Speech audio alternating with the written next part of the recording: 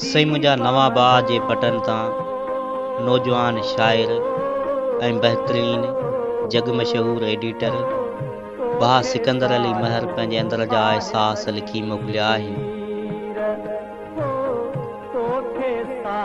हा ज़िंदगी जो उहो ॾींहुं शायदि मुंहिंजे लाइ सभिनी ॾींहंनि खां ॾुखियो ऐं बुरो थी गुज़रंदो, जंहिं ॾींहुं पहिरीं तोखे आऊं ॻाढ़े रंग जे जोड़े में कंहिं ॿिए जो थींदे ॾिसां। तुंहिंजी उन्हीअ महल जो निकाह मुंहिंजी ख़ुशियुनि ऐं उमेदुनि जो जनाज़ो हूंदो।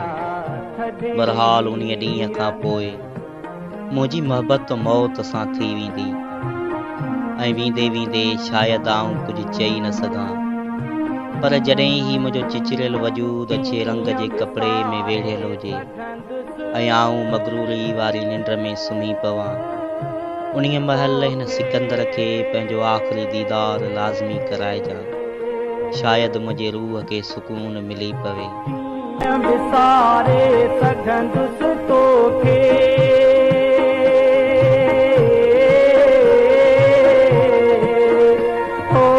मन ते तुंहिंजी तस्वीर, हो मन ते तुंहिंजी तस्वीर।